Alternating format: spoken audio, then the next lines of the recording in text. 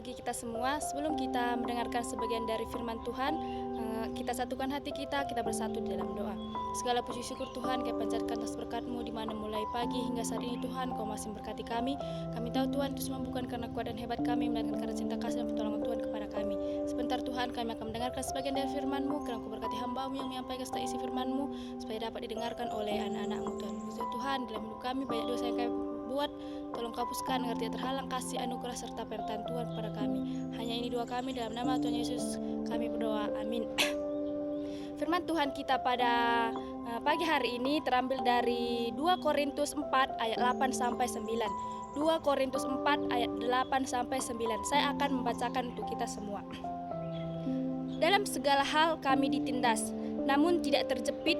Kami habis akal, namun tidak putus asa. Kami dianiaya, namun tidak ditinggalkan sendirian. Kami dihempaskan, namun tidak binasa. Tema kita pada pagi hari ini yaitu kekuatan di tengah penderitaan. Saya ulangi sekali lagi, kekuatan di tengah penderitaan. Surat 2 Korintus ditulis oleh Rasul Paulus kepada jemaat di Korintus yang sedang kehilangan semangat karena penderitaan dan kesulitan dalam pelayanan. Paulus sendiri mengalami tekanan luar biasa, ditolak, dianiaya, bahkan hampir mati. Namun dalam penderitaan itu, ia menunjukkan bahwa kuasa Kristus nyata di tengah kelemahan manusia. Saudara-saudara terkasih, hidup orang percaya tidak pernah dijanjikan selalu mudah. Hidup orang percaya tidak pernah dijanjikan selalu mudah. Kita semua pernah mengalami masa sulit, entah sakit, kehilangan, duka cita, masalah keluarga, pekerjaan, atau pelayanan kita sekarang. Namun di tengah penderitaan itu, kita dipanggil untuk tidak menyerah, sebab Tuhan tidak pernah meninggalkan kita. Rasul Paulus sendiri menulis surat ini saat menghadapi tekanan besar dalam pelayanannya. Namun, ia tetap kuat karena sumber kekuatannya bukan dari dirinya sendiri, melainkan dari Tuhan. Ada 3 poin yang dapat kita ambil dari khotbah kita pada hari ini. Yang pertama, ditindas namun tidak terjepit, Tuhan memberi jalan keluar. Ditindas namun tidak terjepit, Tuhan memberi jalan keluar. Dalam 1 Korintus 10 ayat 13 berkata, pencobaan-pencobaan yang kamu alami ialah pencobaan biasa. Allah setia dan Ia tidak akan membiarkan kamu dicobai melampaui kekuatanmu. Saya ulangi sekali lagi, pencobaan-pencobaan yang kamu alami ialah pencobaan biasa. Allah setia dan Ia tidak akan membiarkan kamu dicobai melampaui kekuatanmu. Paulus menyadari bahwa setiap tekanan hidup tidak akan menghancurkan orang percaya. Karena Allah selalu memberi jalan keluar. Saat kita merasa dunia menekan dari segala sisi, ingatlah Tuhan selalu menyediakan celah harapan kepada kita. Saat kita ditindas oleh masalah, jangan panik. Berserahlah dan percayalah bahwa Tuhan masih bekerja di balik tekanan itu. Tuhan tidak pernah meninggalkan kita, umatnya. Tuhan selalu ada bersama kita di tengah-tengah masalah yang datang kepada kita. Apapun yang datang kepada kita, Tuhan selalu ada. Tuhan selalu datang untuk menolong kita. Yang kedua, habis akal namun tidak putus asa. Tuhan memberi hikmat. Dalam Yakobus 1 ayat 5 berkata, jika di antara kamu ada yang kekurangan hikmat, hendaklah ia memintakannya kepada Allah, maka hal itu akan diberikannya kepadanya. Saya ulangi sekali lagi, jika di antara kamu ada yang kekurangan hikmat, hendaklah ia memintakannya kepada Allah, maka hal itu akan diberikan kepadanya. Ada masa di mana pikiran kita itu merasa buntu. Kita tidak tahu apa yang harus kita perbuat. Tetapi iman tidak berhenti pada logika. Ketika akal berhenti, iman mulai bekerja. Marilah kita belajar berdoa seperti Daud. Tunjukkanlah kepada jalanmu, ya Tuhan. Tuhan tahu jalan keluar yang tak pernah kita pikirkan. Kalau kita merasa buntu dalam kehidupan kita, tidak ada pikiran yang terlintas di otak kita, kita tidak bisa berpikir apa yang mau kita lakukan, apa yang kita perbuat. Mari berdoa, mari kita serahkan semua kepada Tuhan. Kalau Tuhan selalu ada dalam kehidupan kita. Yang ketiga, dianiaya namun tidak ditinggalkan, Tuhan selalu menyertai.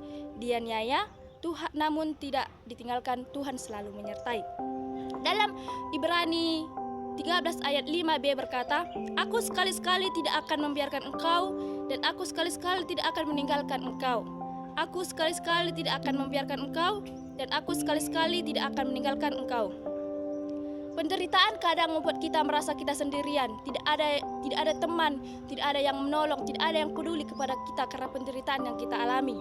Tetapi justru di saat paling gelap, di saat kita tidak mempunyai teman, di saat kita merasa tidak didekati, tidak dipedulikan oleh orang lain, hadirat Tuhan paling dekat. Tuhan ada di dalam kita, Tuhan ada di samping kita, Tuhan selalu ada di setiap kehidupan kita. Walaupun kita merasa kita tidak dipedulikan orang lain, kita tidak didengar orang lain, tapi percayalah, Tuhan selalu ada bersama kita. Ada satu orang yang selalu netap bersama kita, baik dalam keadaan kita yang kesedihan, sukacita, duka cita. Tuhan selalu ada bersama kita. Tuhan tidak akan pernah meninggalkan kita, umatnya. Seperti Daniel di gua singa, atau Sadrak, Mesak, dan Abednego di dapur api. Tuhan tidak membebaskan mereka dari masalah, tetapi hadir di dalam masalah itu.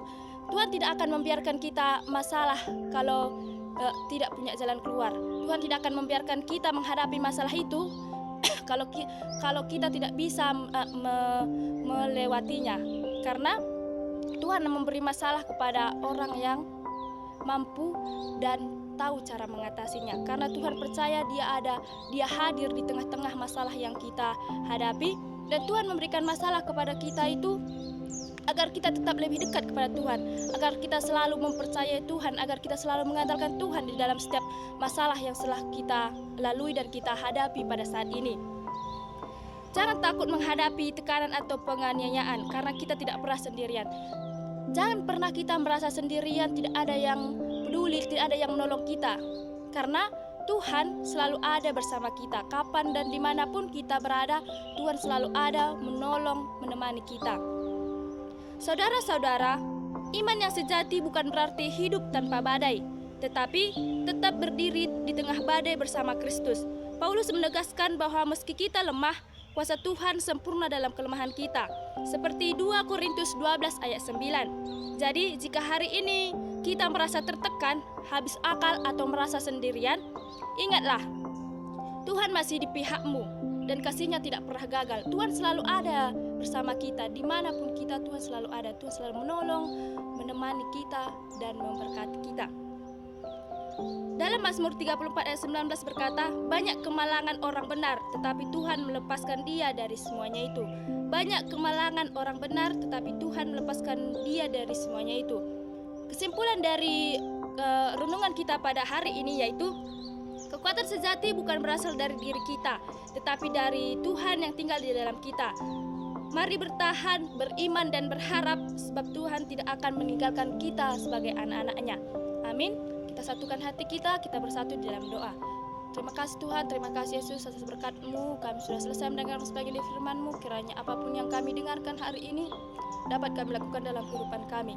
Kami merasakan Tuhan, kasih-Mu ada bersama kami, karena Engkau tidak pernah meninggalkan kami, anak-anak-Mu.